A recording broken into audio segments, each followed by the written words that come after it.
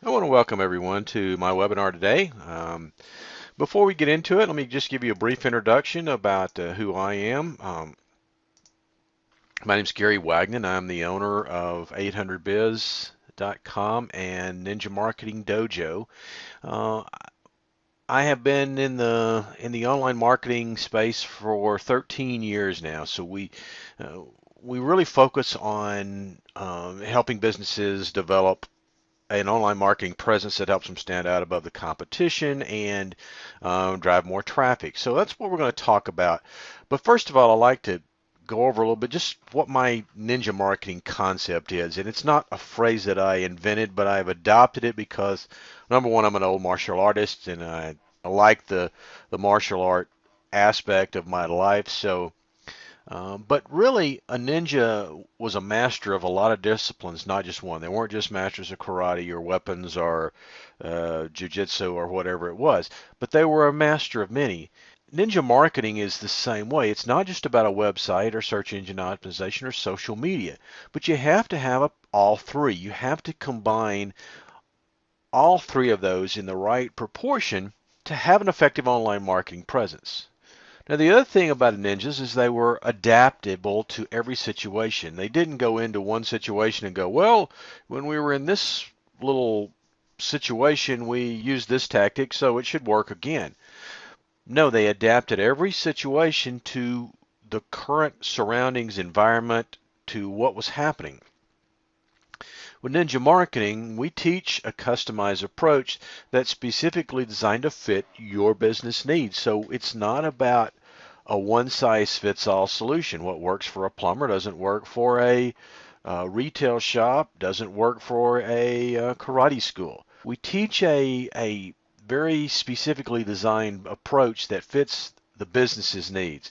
But most of all, Ninja Marketing is about improving search engine ranking, increasing traffic to your website, and converting more browsers into buyers. So let's get into, are you using social media because the trade publications and the industry experts say you should? You can't pick up any trade magazine, any industry publication and not see talk about social media and how to use it for marketing. So is that why you're using social media? It's like the Yellow Pages and everybody uses it. What's your purpose? Is it because everybody is using it? Is that why you've adopted social media? There's no monetary cost. It's free to use, so I might as well make the most of it. Or a billion people can't be wrong. I mean, there's a billion people on Facebook. So if that's the case, we should be using Facebook, right? Well, social media can be a great lead generation tool. It can be a source for sales and a customer service tool. It can be a place where you can monitor what others are saying about you or your competition or the local market. So it has great potential to be a source for sales, for lead generation, for all these things, but only when they're done right. Only if you do it right. Some of the mistakes, and we'll talk about some of the mistakes people make in social media, but they go into it with the idea that it's like an advertising medium, and it's not. It's called social media for a very specific reason, because it's about relationships. So are you using social media effectively? Well, first of all, social media starts with a strategy. Now, there's a difference between a strategy and a goal or a want or a why. I was listening to somebody's webinar the other day, and they started out with, first of all, you have to determine your why. And I've heard that so many times it almost makes me sick. It almost makes me want to turn it off because you can have a why all you want, but if you don't have a strategy, your why is no good. A strategy is not a wish list. It's not a goal. It's not a mission statement. It's not an objective. It's a plan of action designed to achieve a particular goal. It's a concise explanation of your plan of execution to reach that objective or goal. To quote Sun Tzu from The Art of War, he said, "Strategy without tactic is the slowest route to victory. Tactics without strategy is the noise before defeat." So without strategy, We're just making noise. We're not going to achieve our goal. Your strategy should include things like identifying your target audience. You've got to know who your niche is. It's amazing. One of the exercises I go through with clients is to tell me who your ideal client is. And so many times I hear, well, it's anybody that owns a house, or anybody that has hair, or anybody that has skin, or whatever it might be. But that's not your target audience. You want to identify it down to specifics. What's the demographic, the age bracket, all the demographics that go with that. You want to identify what makes you different. And this is probably the most difficult part of this exercise. I ask people, what makes you different than any other business? And they go, well, we're all about the same. My business is just about like everybody else that does what I do. Then why don't I go to somebody else? Why would I come to you? Or they always answer back, well, we give better customer service. Oh yeah, how? Because everybody says they give better customer service. That's the fallback. That's the cheap way out. And that's an excuse for I really don't have I haven't really done my homework to figure out what makes me stand out and how do I define that. So what makes you different? And then lastly is crafting your message to reinforce your strategy, because you have to create a message that targets your audience, that resonates with your audience. Let's say you're talking about reverse mortgages, for example, that apply to 60 plus. You're probably not much need to tweet to that audience because they're not there. And vice versa, you're not going to try to, if you take this into advertising terminology, if you're not going to advertise jewelry and fashion on a NASCAR race, or you're not going to advertise tools and beer on the cooking channel. Find your audience and craft your message so that it resonates with your audience, so it sounds like you're talking to them. I did not have the first section of this recorded because I forgot to hit the record button. But the first section is asking the right questions. And the first question to ask is, who needs or wants what I have? Because we need to identify that, who are we targeting with this? Where are the needs or the wants of our potential customer? And how can we fit those? Is there room in the market for me to grow? If we're in a market that's, if you're for example, I was meeting yesterday with an owner of a gym. And I said, well, how's business? He's going, well, it's going okay. And I said, well, are you on projection to where you initially thought you would be? He said, heavens no. He said, right after we opened up, 6 more gyms also opened right, right down the street from me. So is there room for the market to grow? Is your product and service valued as a premium offering? Do people think that what you have to offer is worth the additional price? Because one of the things you have to think about is when you're creating your message and when you're creating your whole niche, what you want to serve is, if I can target an audience and I can get all of that business I want, but I can't make any money out of that audience, why? What's the point of even trying to target that if I can't make money out of it? So we want to make sure that we have a product or service that's valued as a premium, and it is not not perceived as just a commodity that's inexpensive that you can get anywhere else. And another question to ask, is there a common frustration that your target audience faces, and what do you do that relieves that frustration? This goes back to the difference, to making a difference, to having a differentiating yourself from everybody else in the market. Because, it's interesting when I meet with clients, I oftentimes ask them, what do you do different than anybody else? And so many times I hear them say, well, we're just, we all do the same thing. Then why don't I go to the other guy? You see, you have to identify why you're different. You have to identify the services that you offer that nobody else does. You have to have the niche that you service, that you have that expertise in that nobody else has. You have to, find that area that you excel. That's one of the reasons I use the ninja marketing strategies, as I mentioned in the beginning, because there are a lot of people that do websites. There's a lot of people that do search engine optimization. There's certainly a lot of people that do social media.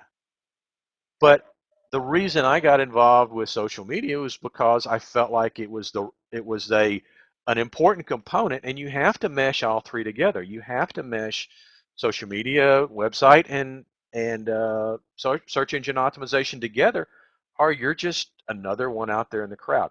And that's what we do different. So find out what you do different. Think about what you do different. What can you offer that's different than everybody else?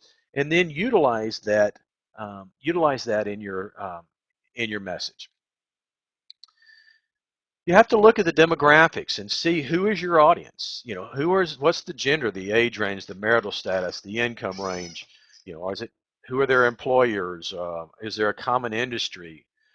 Find out what your audience is like. What's your target market like? Look at their Facebook profiles. What do they do? What similarities and interest and likes do they have? What what common ground are they geographically located? Are they in a particular area of town? Are they in a do they have a particular interest? Do they like sports? Do they like a regional teams? Do they like, what is it that they like? Because that all helps you identify their demographic. It finds your niche, and then it think of it in the terms that a narrow niche can be better. Now we're doing an exercise with my Ninja Marketing Dojo class that I work with on a weekly basis, and I'll tell you a little bit more about that later. But one of the things we're doing with that class is we're developing uh, a targeted campaign, and that we're going to work from start to finish. We started with crafting our message, with identifying our target audience, and the exercise came about with one of the students in the class goes, well, I've got several niches that I could that I want to approach, and I said that's great. Pick one to start with, because your message for one is not the same as the message for the other. Now, once you craft that message, then you can use that to target different. You can modify the message to then target each niche. So think of it in terms of where can I do the best? If we best service kids, um, and the parents are, have to be work for a certain, middle class income level or whatever, then that's what we want to. That's where we need to focus our attention.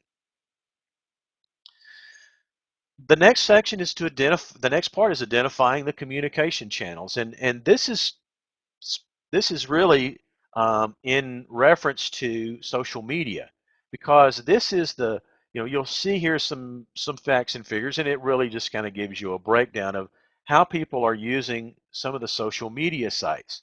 And we'll talk about the social media sites a little bit more, but you see that, and I think this probably pertains more to Facebook right here, that this particular numbers do.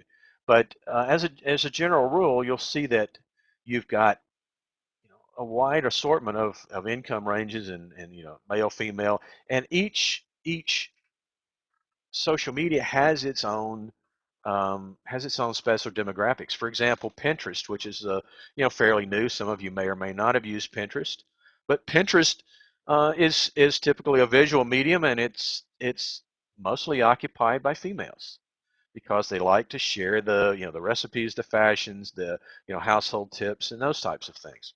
So if you're doing interior design, like one of the people on the class, Chris, then Pinterest is a great place to be. On the other hand, it may or may not be the place to share some other type of industry. I see one of my talking about my ninja marketing days. I have a ninja marketing and my old martial arts. I see one of my old senseis is on here. So welcome, Harvey. Glad to see you around. Um, but Pinterest is probably not a right tool for that, although it would be a good place to share pictures of the kids and the tournaments and things like that, their activities. So you have to look at each communication device. So here are some of the major social media sites, and really their strong points. Facebook is really about relationships. Of all of the social media sites, Facebook is the social site. It's all, people don't like it if you try to sell on Facebook. They get offended. They object and they'll unfriend you if you try selling on Facebook too much. So it's more about sharing pictures and videos and tagging and commenting and interacting. And we'll talk about this in a few minutes. Twitter, on the other hand, is more in short. It's short microbursts. It's micro blogs. Um, Most of the news that happens breaks on Twitter. Um, Again, there are some sharing pictures and videos there as well, and retweeting is the language of Twitter. But Twitter is not, because it's not a mutual friend component like Facebook is. Uh, you can follow somebody on Twitter and they don't have to follow you back. So from that standpoint, it's a lot of the conversations can be one way, and because of the volume of news that flows through there, it's hard to even see or keep track of what's happening. LinkedIn is the social network for business and executives. It's more of a case where the where professionals are gathering, and it's not so much talking about what we did or what we're going to do. It's more sharing information. It's sharing. I share a lot of my blog articles into LinkedIn because I'm targeting business to business, so I share a lot of my blog articles. So I'm trying to educate the people on LinkedIn of my expertise and what I do. Groups are the key in LinkedIn. You join the groups where your customers or your clients are hanging out, and you enter discussions there. Recommendations are one of the key currencies in LinkedIn. You recommend other people or endorse them. And jobs are one of the biggest things. Finding jobs or looking for candidates are a big thing in LinkedIn. Google Plus Google Plus is sort of the new kid on the block. Actually, Pinterest is the newest kid on the block, but Google Plus has its own special area. It's not a social site as to the degree that Facebook is. There's not the interaction. There's not the posting, sharing, commenting, liking that goes on. However, Google Plus is the direct line to Google. So if you'd like to get better search engine ranking, if you'd like to improve your positioning in the search engines, Google Plus is the place to be. Right now, it's mostly techies, and males are comprise the majority of it, but it's growing. Posting blog content is the biggest thing that you want to do there, and the plus ones are the currency of Google Plus. In Pinterest, we've mentioned Pinterest is videos and sharing pictures. So look for where your customer or your client is going to potentially be hanging out, and that's where you want to be. And once you identify your target market, the next part is really deciding how they buy and how do you build that relationship in this buying pyramid. And I use this inverted pyramid because it really, to me, it shows the real flow of a buying decision. And it starts out at the top with relationship building and brand awareness. And you can see at the base there's a wide base of people there. And and that's where all your social media sites come into play, because in this you have a lot of people that are potential customers or clients of yours. They may not be in the buying cycle yet, but this is the point where you build relationships and brand awareness. This is where people start seeing your name, so that as they start thinking about what they may need, I may want to take a cruise. I may want to, take travel some. I may want to get my kids in a martial arts program. I may be interested in some supplemental insurance. Whatever it might be, whatever your product or service, as they move down this buying pyramid and they move through the product service need arises, then they begin to start looking, and if they remember your presence from your social media sites, then you move up in that top of mind awareness. Once they move into search and start searching for a business, then there's some tricks with Google Plus, which we really won't have time to cover today, but that's a different topic. But with Google Plus, I actually show businesses how they can influence a Google search in their favor using Google Plus. But the goal is as they move down toward that expert status level. Now this is where now there's a lot fewer people. You can see the pyramid is narrowing. So there's a lot fewer people that are in this point, but those that are perceive you as being an expert are going to be much more likely to do business with you, and you help build that expertise status through blogs, through the blog. And we're going to talk about these a few more briefly in a few minutes. But this is where you really start to build that expertise level, because if you think about it, all things being equal, let's say you've got some serious illness, and you have the opportunity, money's no object, you have the opportunity to be treated at a local urgent care facility or go to the Mayo Clinic. What are you going to do? Well, you're probably going to go to the Mayo Clinic. Why? Because they're perceived as the expert. They have more credentials on the wall. They've got more shingles hanging up there. You want to go to the person that is the expert in your industry, and it makes all the difference in the world. And so that pushes them on down to so now they're ready for either referral to, go, who do you guys know? I've looked at XYZ. Have you had any dealings with them? And that's obviously the best factor in the buying decision. But the last thing is in pushing them down to make that action, to call you, to email you, to fill out the appointment card on your website or whatever it might be, but to take the action. So they build a credibility and trust, and that builds the buying desire, and then the sale is made. So this sort of walks you through the decision and how all of these factors filter into making that decision. And we've talked about those components, and here they are just listed again for you. So your website is the key, the blog, social media, and then some other things like articles and email marketing and press releases are ancillary things that you can also do to help boost your that business, that marketing, their buying decision. So really briefly, I just want to talk about each one really in short detail. But your website has got to be the anchor of your whole presence. It's the essential message. It's your brand message and your vision. It's what problems do you solve? What's in it for me? It's always interesting when I read a website and I'm looking at it and analyzing a website and I see them talking about we this, I that, we, I, and I look at it like, who cares? I don't care what you do. Tell me what you can do for me, because I got a problem. Can you solve it? If you can, I'm all in. The educational message, we want to educate the consumer as to why pick us, because very few businesses today have a lock on the industry. You can like I was talking about with the gym, you could drive down the street and catch six more places.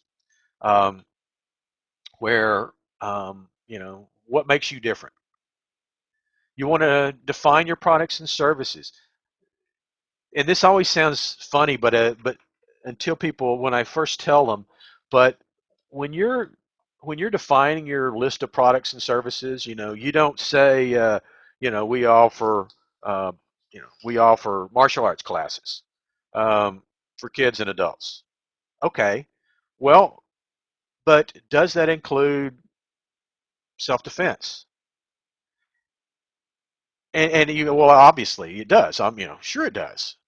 But if you don't say that, and I do on my site, somebody's going to go, well, they teach self-defense, so that's where I'm going to go. So you want to define your product or service, even if it sounds obvious that that's what you do, because if you don't say it and somebody else does, the browser is going to say, well, they do this and the other one doesn't, so that's who I'll go with.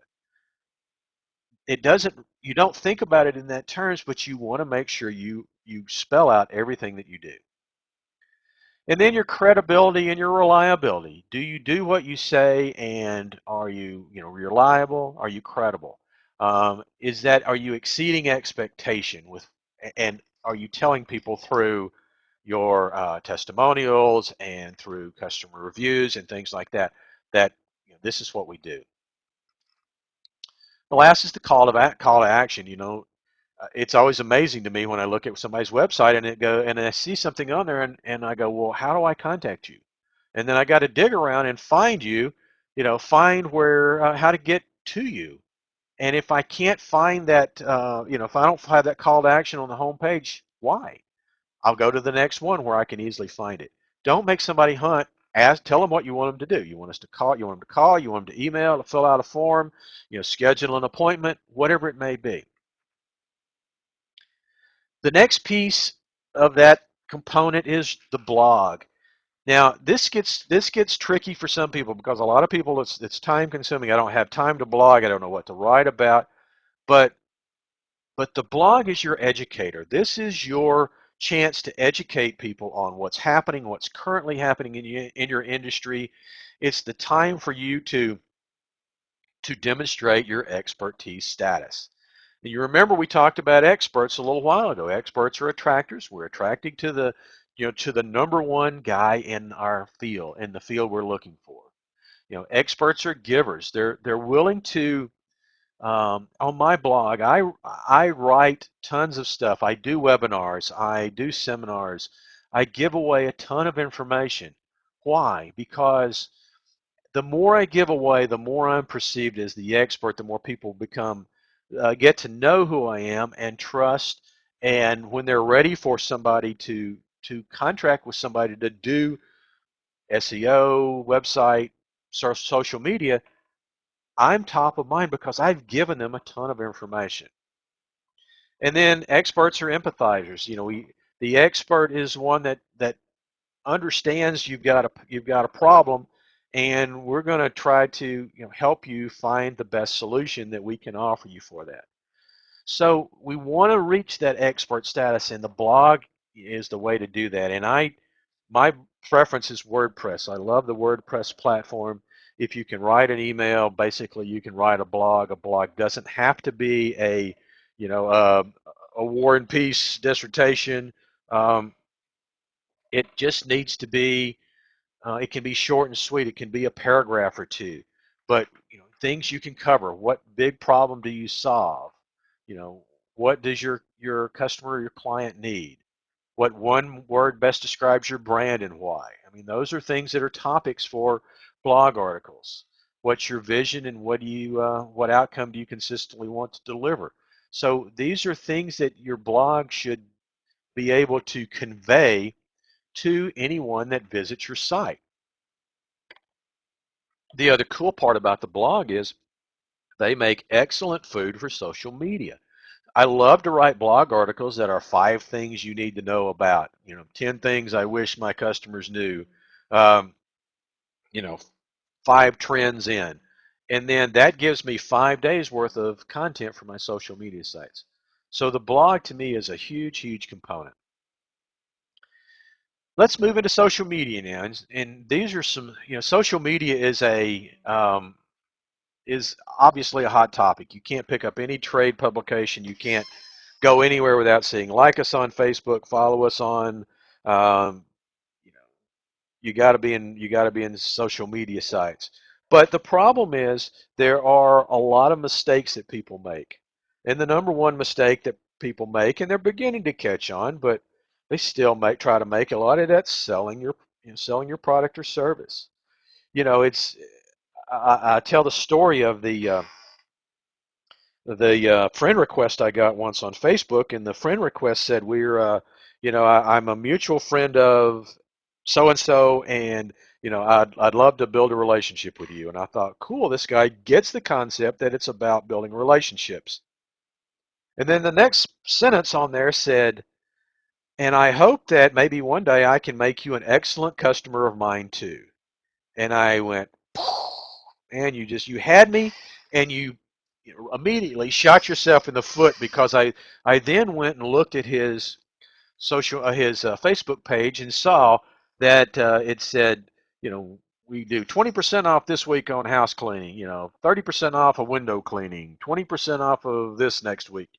And all it was a sales pitch. And so my response back to him was, dude, why would I accept your friend request so you can spam the crap out of me? So avoid selling at all costs on social media. Demonstrate your expertise through other ways. You can mention a sale if you're on your Facebook business page, and we'll talk about that. You can mention a sale, but something special, but give more value than you sell. Another common mistake is failing to engage.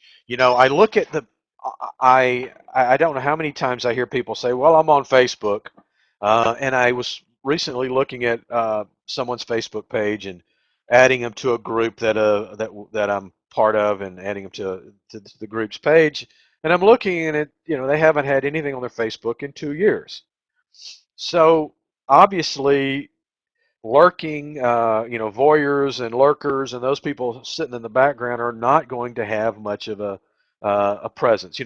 It's social media is like a big party. Well, if you're standing in the corner, you know, sipping your drink and not talking to a soul and trying to disappear, you're not going to have a very good time. Number one. Number two is nobody's going to know that you were there because you didn't engage with anyone. But yet that happens so much on social media sites. Posting content that doesn't encourage engagement. I Every morning I get up, I open my Facebook page up, I scan my Facebook page, and I look for opportunities where I can like, comment, or share something that somebody wrote. And it is incredibly difficult to find because you can only comment, oh, cute on the, kitty picture, or the somebody took a picture of this delicious meal they prepared. Well, that's great, but what am I supposed to say about that? How do I engage with that? Say something that gives me an opportunity, or post something that gives me an opportunity to engage. One of the, and those of you that have heard some of my seminars before have heard the story, but we went out 3 years ago, probably, I guess, to the one of the casinos here and went to the Three Dog Night concert. And I'm an old rock and roller, so went out there. We had good seats. I took my phone. I videoed. Mama told me not to come and you know celebrate or whatever. And I put them on Facebook before I left the concert.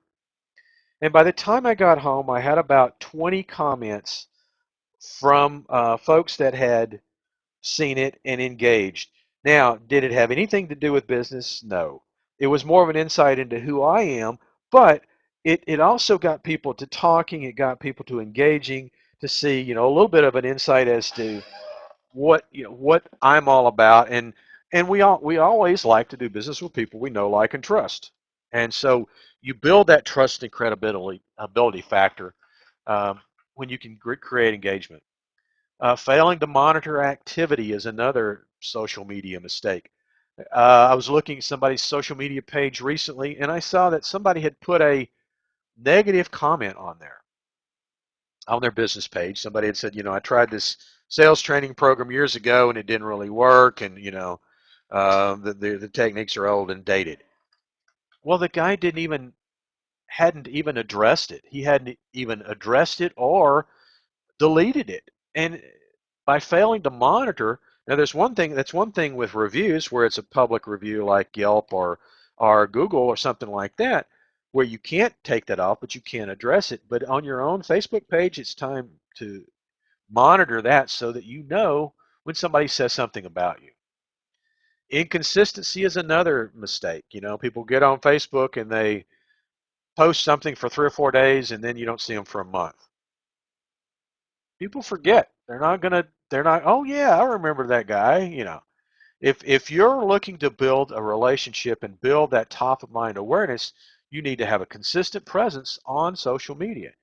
And you can schedule it out, and there's ways to do that. And I teach some of those things in the dojo class. So those are things that we teach, but you have to have that consistency of message.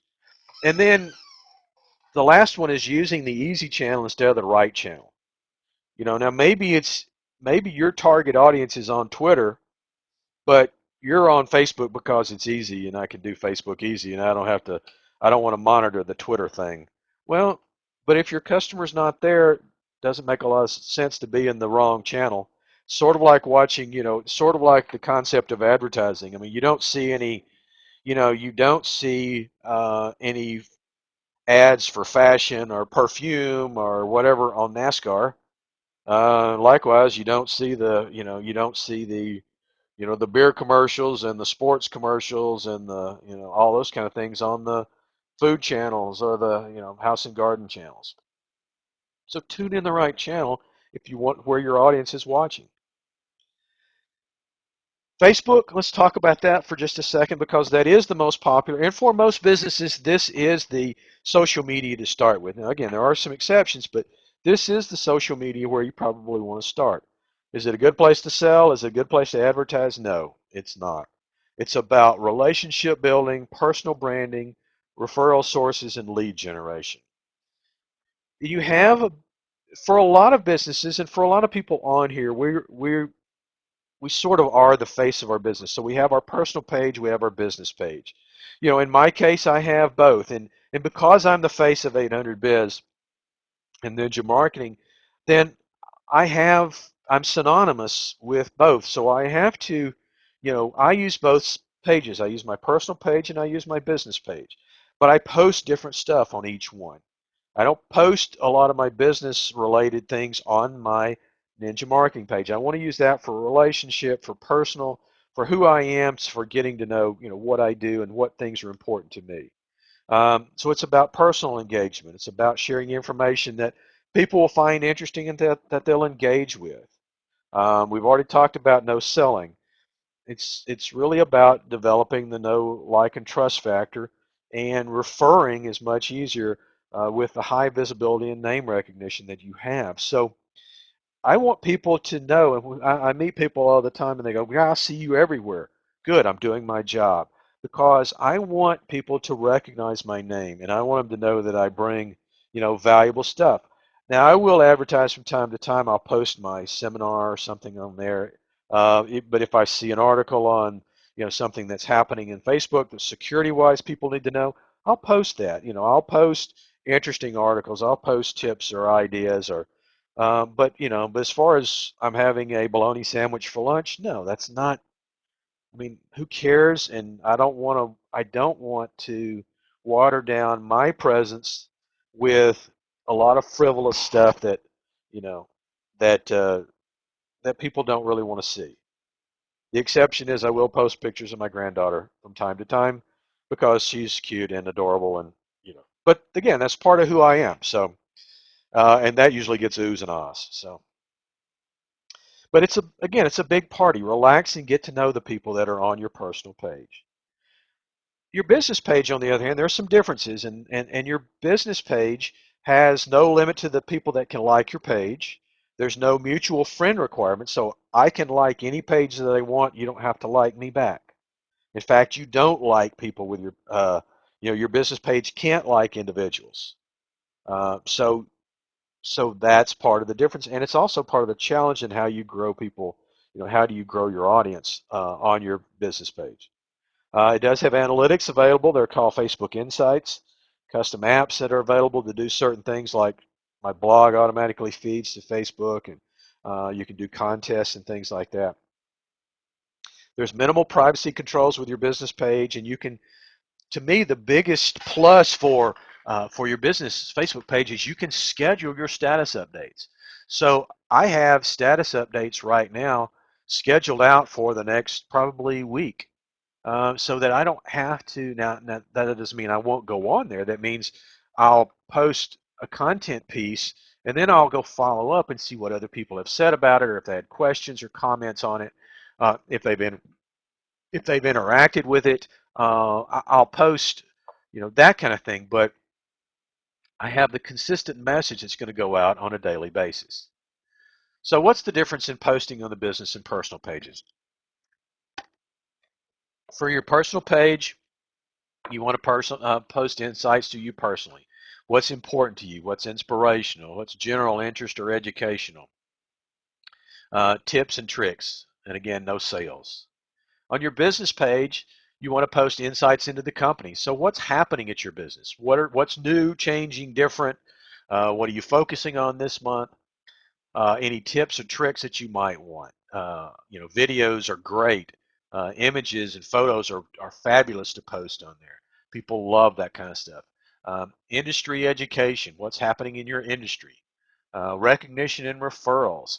If I want to say, hey, I met with Maria about setting up a trip for me, and she did a fabulous job, then that gives her business the visibility to my audience that says, "Oh, really? Well, I might have to check that out." And I say use that wisely because you have to be careful. If I say Jane Doe is the greatest realtor in town, then I've got three other realtors or that are friends on my list. They're going to say, "What am I, chop liver?" And they're going to unlike me or unfriend me. So you have to use it wisely, and limit the sales messages. I always say one message out of every 9 or 10 can be a sales message. So if you're giving 80 to 90% of your messages are value messages that people would say, thank you for sharing that, then you've done a good job. The key to Facebook and all social media is engagement. And less than half a percent on any given week, less than half a percent of Facebook fans engage with the brand that they're fans of. Now, why is that important? It's important because we go out there and we try to grow our Facebook likes, but we don't give them any reason to like us, and so they don't come back. They don't engage with us. So if we're not posting consistent content, then we're not getting the engagement. And this is where EdgeRank comes in. EdgeRank is Facebook's algorithm that says, this is what I'm going to show you. Do you realize that if you post your Facebook business page, not necessarily will people that have liked your page see it? It may get lost in there. And if so, what good did it do to post? And that's where this edge rank factor comes in, because edge rank is three factors. It's affinity, which means the more time you spend talking and interacting with profiles and people on Facebook, the stronger your affinity will be with them. The weight is another factor. This is the level of interaction that content gets. So if you think about the currency of Facebook's likes, comments, and shares, and use this rough analogy, let's say a like is worth 1 point, where a comment, because they had to actually write something, is worth a little more. Let's say it's worth 3 points, and a share, they click the share button, which means they shared it from your page to their page so that all of their friends are exposed to that content. That's the holy grail of all interaction, and that would be worth 5 points. So the more points a post or your content gets, the higher up it shows, and the better it's going to be displayed in other people's timelines or their news feeds. And then the third factor is time decay, and that's the case where the average post goes away after about 2 or 3 hours, but if it's getting a lot of activity, it keeps staying up near the top because it keeps being refreshed, and that's the factor of time decay. So you want to encourage that engagement. Um, just some ideas for growing followers, and then I'm going to come back to ways that you can get engagement. But when you grow, everybody says, how do I get more fans to my Facebook business page? Friends are one thing, but how do I get more, fans to my business page? Facebook usually asks you when you first set it up, hey, you want to suggest this to friends. I'm always reluctant to do that in the beginning because, number one, I want content on my page. I want to have something on my page that's of value that shows people, gives them a reason to see and to like my page. So the last item on the list there is really the most important. Make sure your page has something of value so that there is a reason for them to like it. Then you can do the other things like suggest it to your friends and put the link on your website and your blog. have contest, have a special drawing, have a discount for Facebook fans.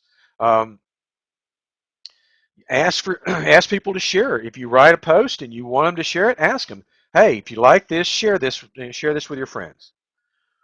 Um, Perfect example of that. My daughter-in-law was just, was sent us a thing that said, hey, if I refer the most people to like this page, I get a half price off of their photo session.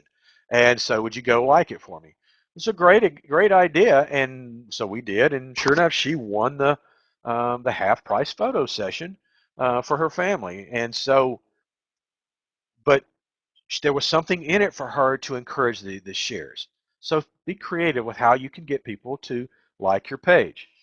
Put it in your email signature, your business card link, and make it easy for people to share it. Here's 5 tips that will help you increase your engagement, because this is really the factor. Once again, if you're not engaging people, they're gonna your content is gonna slowly disappear. So the first thing you want to do is post content that generates a response. Okay, hello. If I can't respond to it, if you put it up there and it just goes, it's a picture of a picture of a sunset. Okay, what am I going to say? How many times can I go ooh ah a sunset? You know, Post something that I can say something about. Um, Post great pictures. Pictures or videos are huge because they get more interaction than anything else on Facebook. Fill in the blanks. Um, this this weekend I plan to blank, and get people to fill in the blanks. You're giving them a reason to engage. Click like if you think, click like if you believe or love, or you know click like if click like if you think it's going to be a excruciatingly hot weekend, whatever it might be. Um, get people to, just again, you're getting them to engage, and then post content that the audience is passionate about. This gets tricky because you can generate some positive or negatives. I had a partner in one of our social media labs, in my social media lab, that he liked to post controversial stuff, and you have to be a little thick-skinned if you're going to do that, because they'll jump on you in a heartbeat. But um, that controversial statement will get a lot of interaction, and you can't do it. You can't respond with aggression. You have to be, accepting, and so it takes a challenge. And I don't. It's not something I do. It's not something I'm comfortable doing. But that is for a lot of people. That's something that they do. Just quickly touch on Twitter. You know, Twitter is a currency. I mean, is a social media site um, that has a lot of play. All of the news, all of the sports activities. Everybody interacts with Twitter. Um, because of the sheer volume of the flow of information on Twitter, it's a big challenge. And for that reason, for most small businesses, I don't even I teach it in my dojo class, but I teach it way down the line. The reason for it is it is so time consuming that I would rather spend productive time on blogs and engaging and interacting in Facebook before we start doing Twitter. But there are some things you need to do with Twitter. Um, just a few, most of Twitter activity comes from mobile devices. That's where a lot of Twitter comes from, and it is used to discover more information about products and services. And 73% of marketers plan to increase their Twitter activity this year. So there is a lot of activity with Twitter. You need to use some tools to be able to monitor it, because it's very difficult without it. Quick, just some stats. 15% of internet users use Twitter. The biggest age group is 18 to 29. 28% of blacks, African American, use Twitter. 30, the average income is under 30,000. No high school, 22%. Urban areas, 29%. So those are just some of Twitter statistics just to show you a little bit about who the audience is. But some of the things you can do with Twitter, you can build a buzz around a product or a service. It will generate traffic. You can grow an audience in Twitter very quickly. Um, that's the nice thing about it. You can like other people that are on Twitter, and they'll tend to respond back. It's great for lead generation, keyword tracking, monitoring what other people are saying. It's if somebody, if somebody's talking about your business, you need to know about it, and you can follow that on Twitter. To use Twitter, you want to typically post a couple of value messages a day, normally between 8 and 3. And the goal on Twitter is not to have 2,000 followers. The goal is to have 200 valuable, relevant messages that people can retweet. And that's the currency of Twitter, is that they take your content and they retweet it to their followers. So you want to have, again, you go back to the whole thing of content of value and creating engaging content, and this is where it comes into play. LinkedIn, we mentioned LinkedIn. Again, LinkedIn is the professional. If your target audience is business to business, if you're talking to professionals, if you're targeting business owners or CEOs or large corporations, then LinkedIn is the medium for you to use, because you can target industries you want to reach. You can connect through friends to people. Let's say you want to find the head of the HR department for Raytheon. You can usually find somebody that knows them and connect you and ask to be connected. Um, the groups are really where you build the social capital in LinkedIn. And what people do, the biggest mistake people make with LinkedIn groups is they join groups that are related to their industry. They join martial arts groups, they join interior design groups, they join travel groups. But that's not necessarily where your audience is. Now, they may be your audience. Some of the audience may be there. They may be joining a travel group to follow. It may be a travel log of people that like to travel and talk about travel, as opposed to travel agents. So, that is a place where you can where they can join. And maybe they're joining a group about social media because they want to learn from some of the experts rather than. Uh, uh, but you're not going to sell to the other experts in the group or the travel agents or the whatever. So utilize the groups. Join one or two to start with. Don't join a whole bunch. Find out, if you've got a local, if your business is local, find a local business. We have several groups here in Tucson that are Link Local Tucson, and Tucson Business Networking and things like that. So there are a lot of groups that are localized groups. Find one of those and join that.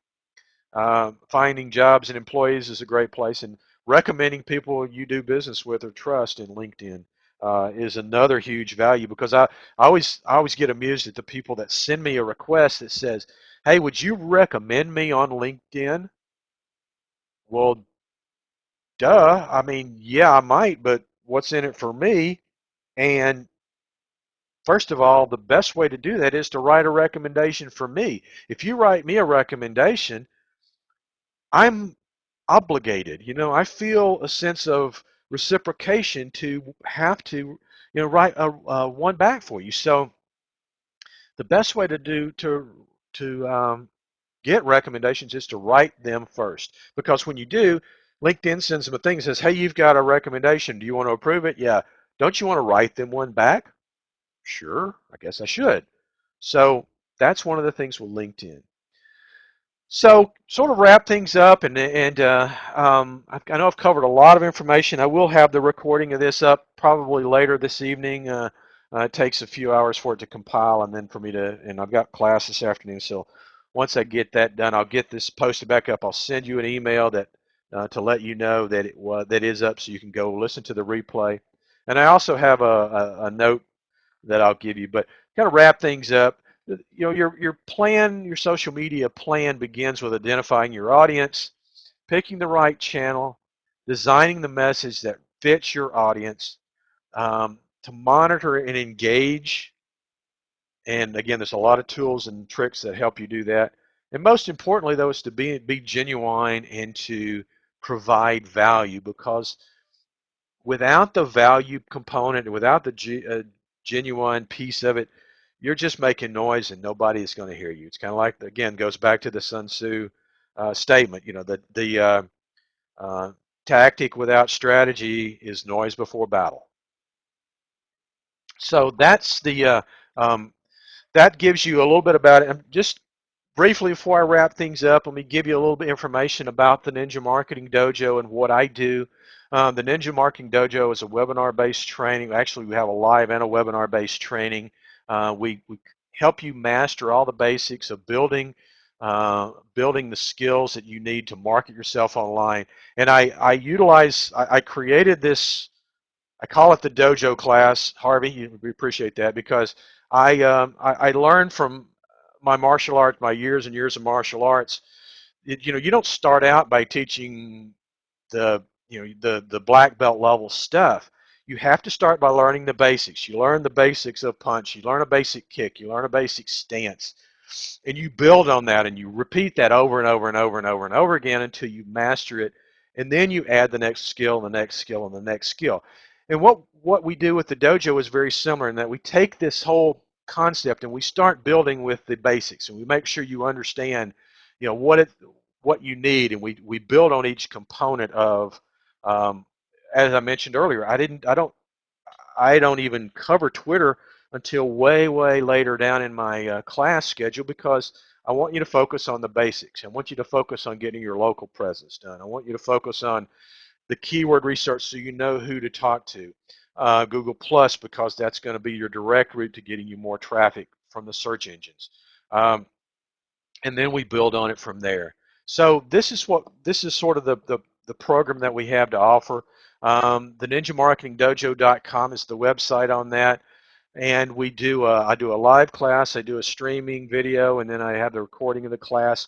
And I'm starting a new series starting next week. We'll be starting a new series on basically on from the beginning on utilizing we'll go through the basics of Facebook. We'll go through the basics of Google Plus. We'll go through the basics of local search, and and those things are all be available live.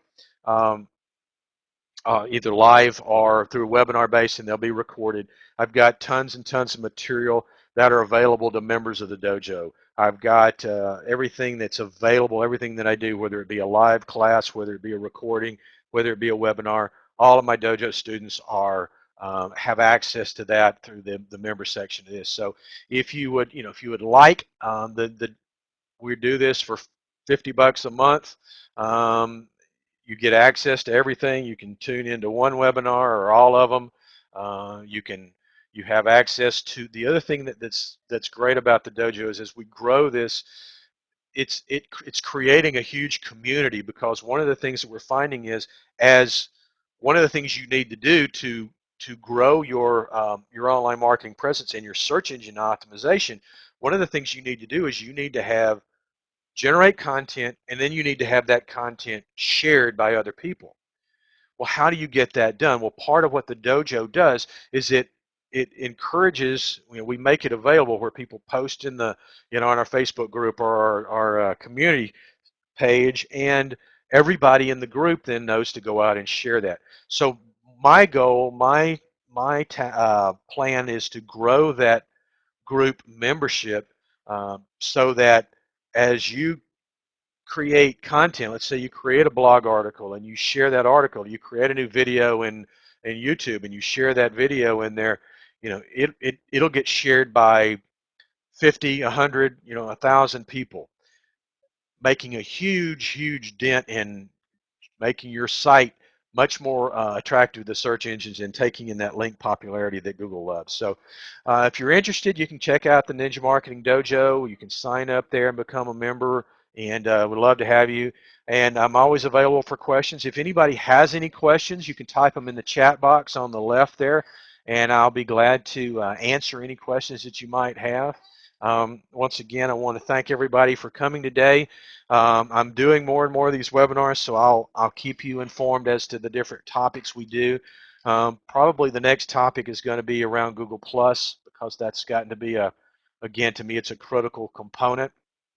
So that'll be one of my upcoming webinars, and then another one will we'll be doing some social media basics and strategies for things to post.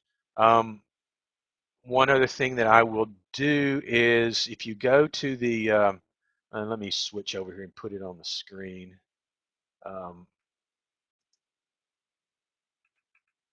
Actually, I put it in the chat box here. There is a, I've posted the notes for today's. Um, I've posted the notes for today in the on a page so that you'll be able to go pull those up and let me find the right page and share it here for you. The link. And that way you'll have the notes for what I did in addition to the recording, and I'll send the recording will be on this same page later today when I get it done, when it gets compiled. So that page is going to be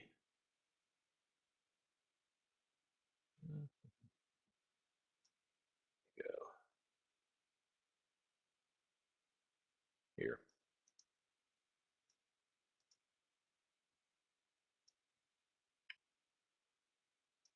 Okay, there's the link to the page. This is where the recording will be later today, and there's also you'll see a link down there for online marketing plan workbook.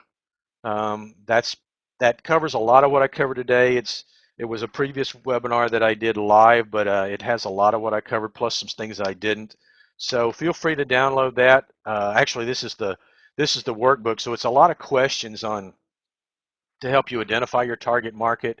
A lot of questions on helping you um, to figure out who the right audience is for you. So if anybody has any questions, I'll be happy to stick around and answer them for you. Once again, thanks everybody for coming, and look for future webinars that I'll be doing. And if you have questions, I'll also post my phone number here. Um, There's my phone number, so feel free to give me a call if you've got questions. If you've got anything you'd like to talk about, if you didn't understand something, I don't mind. I love to. I talk this stuff all day long, so this is a passion for me. So thanks for coming, and unless somebody has any other questions, then I will see you guys on another webinar and talk to you later.